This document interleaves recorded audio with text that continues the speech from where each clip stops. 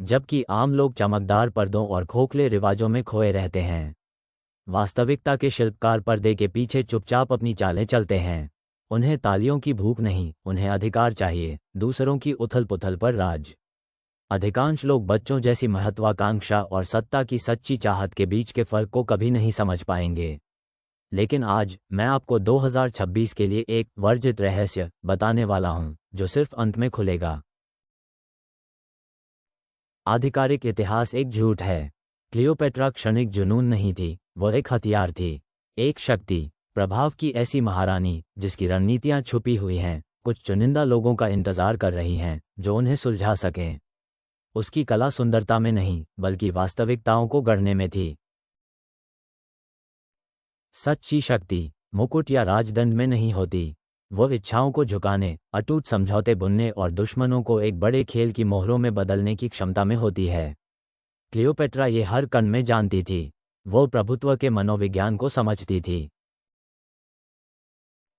कम उम्र से ही क्लियोपेट्रा का सिंहासन सांपों का जाल था। भाई साजिशें रचते थे, गुट सत्ता के लिए लड़ते थे।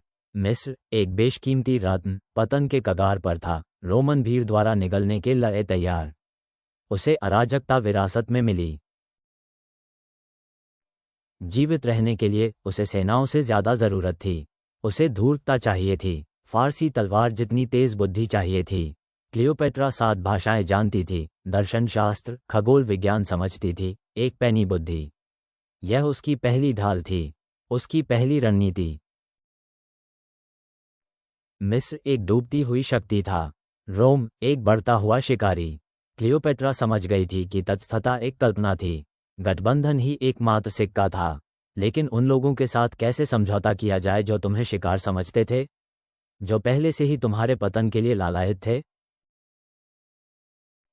जूलियस सीजर के अलेक्जेंड्रिया पहुंचने पर उसने अपनी मास्टर चाल चली। आत्मसमर्पण नहीं, सीधा टकराव नहीं, बल्कि एक ऐसी एंट्री जिसने सभी अपेक्षाओं को धता बता दिया। सुनियोजित साहस का प्रदर्शन। एक कालीन से या लिनन की बोरियों से निकलकर उसने खुद कर एक हताश रानी के रूप में पेश नहीं किया, बल्कि एक बराबर के रूप में, एक बुद्धिजीवी, एक सहस्राब्दी वंश की संप्रभु जो त्रुटिहीन लैटिन बोलती थी। उसने अपनी बुद्धि से विजेता को निहत्था कर दिया। सीजर को एक आश्रित की उम्मीद थी। उसे एक ऐसी रणनीतिक दिमाग मिला जो उसे चुनौती दे सकता था, उसे मोहित कर सकता था। उसका प्रभव केवल शारीरिक आकर्षण से नहीं आया, बल्कि उस बुद्धिमत्ता से आया जिसकी बराबरी करने की कुछ ही लोग हिम्मत कर पाते थे। वह अपरिहार्य बन गई। क्लियोपेट्रा की क्षमता छलावरण की थी, खुद को सीजर के शतरंज बोर्ड पर लापता मोहरे के रूप में पेश करना। एक प्रेमिका नहीं, बल्कि एक ऐसी साथी जो मिस्र को स्थिर कर सकती थी, रोम को महत्वपूर्ण संसाधन प्रदान कर सकती थी। सुविधा का एक समझौता, रोमांस के भेस में। वफादारी सोने से नहीं खरीदी जाती, इसे इस विश्वास से गढ़ा जाता है कि आप किसी भी विकल्प से अधिक मूल्य प्रदान करते हैं। क्लियोपेट्रा बेहतर विकल्प थी, तर्क की महारानी, रहस्य के पर्दे में लिपटी हुई। लेकिन दुनिया एक अथक भंवर है। सीजर गिर गया, हत्या, विश्वासघात, रोम में सत्ता का शून्य क्लियोपेट्रा के लिए बर्बादी का शगुन था। उसके दुश्मन उठ खड़े हुए, गठबंधन टूट गया, बोर्ड पलट दिया गया था। और अब क्या? फिर से उसने खुद को ढाला। अराजकता उसका तत्व थी, पुरुषों की कमजोरी उसका हथियार। मार्क एंटनी रोम के 3 स्तंभों में से एक के रूप में उभरा। और क्लियोपेट्रा जानती थी, यह आदमी सीजर से अलग था, एक अलग दृष्टिकोण की जरूरत होगी। वो उसके पास नहीं गई, उसने उसे बुलाया, उसे टर्सिस आने के लिए कहा। विनतियों से नहीं, बल्कि शक्ति और भव्यता के ऐसे प्रदर्शन से जो रोम ने शायद ही कभी देखा था। एक ऐसा तमाशा जिसने केवल विजय से ज्यादा का वादा किया। उसने एक दुनिया का वादा किया। एंटनी, एक कड़ा जनरल, न केवल उसकी छवि से मोहित हुआ, बल्कि उसके साथ मिस्र के वादे से भी, धन के अथाह स्रोत पर नियंत्रण से, और उस चाल का बुद्धिमत्ता से जिसे वह अपने प्रभुत्व की योजनाओं के लिए महत्वपूर्ण मानता था। एंटनी के साथ गठबंधन ज्यादा भावनात्मक था, ज्यादा जोखिम भरा। उसने केवल राजनेता पर नहीं, बल्कि आदमी पर दांव लगाया। उसने उसके कवच में दरारें, उसकी महत्वाकांक्षा, उसके घमंड को समझा और उन्हें सर्जिकल सटीकता के साथ इस्तेमाल किया। उसने उसे अपने साथ रखा, उसे अपनी रोमन जिम्मेदारियों, ऑक्टेवियन के प्रति उसके कर्तव्यों को भुला दिया। क्लियोपेट्रा एक वैकल्पिक वास्तविकता बुन रही थी, एक अलेक्जेंड्रियाई साम्राज्य जो रोम को चुनौती दे सकता था, एक ऐसा विजन जिसका वो विरोध नहीं कर सकता था। लेकिन हर साम्राज्य का अपना सूर्यास्त होता है। ऑक्टेवियन, सीज़र का ठंडा और गणनात्मक उत्तराधिकारी, साजिश रच रहा था।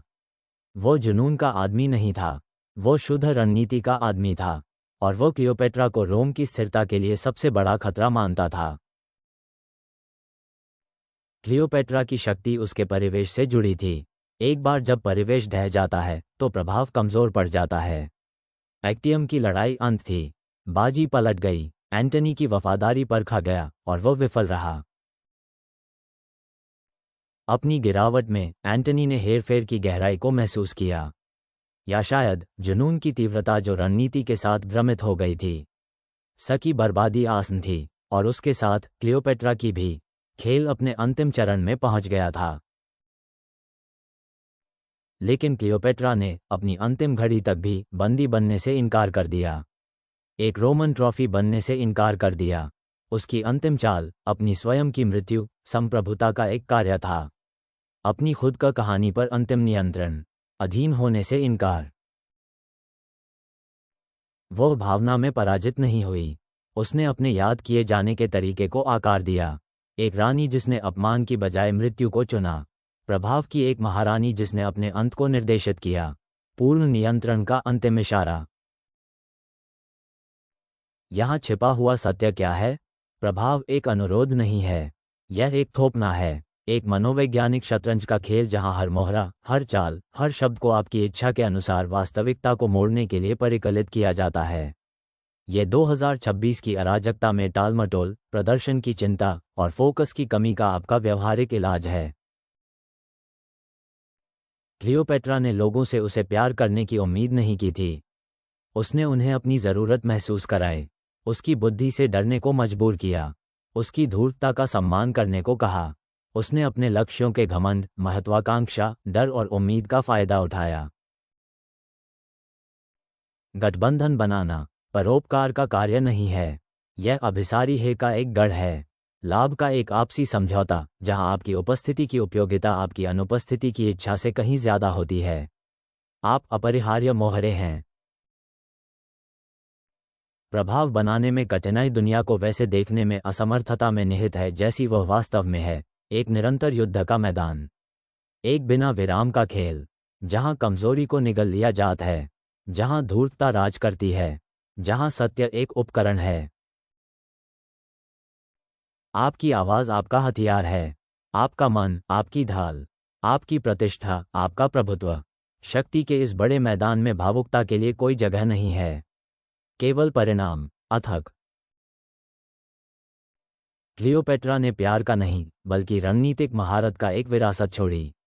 वह हमें सिखाती है कि प्रभाव एक कठिन, गहरा, अथक काम है, लेकिन उन लोगों के लिए पुरस्कृत करने वाला जो इसकी गहराइयों में उतरने की हिम्मत करते हैं, उन लोगों के लिए जो केवल भाग्य के शिकार बनने से इनकार करते हैं। अगर आप में सच को पचाने का साह है, अगर शक्ति का अथाह सागर आपको डराता नहीं, तो एथेनियम आपका अगला कदम है। हम सांत्वना नहीं देते, हम हथियार देते हैं, कच्ची बुद्धिमत्ता, वो जो सम्राटों को गढ़ती है। अगर आप यहां तक जीवित बचे हैं तो अभी DOMINIO कमेंट करें। अगर आप भ्रम को शक्ति की कच्ची वास्तविकता से बदलने के तैयार हैं, कमजोरों का युग समाप्त हो गया है, आपका अभी शुरू हो रहा है।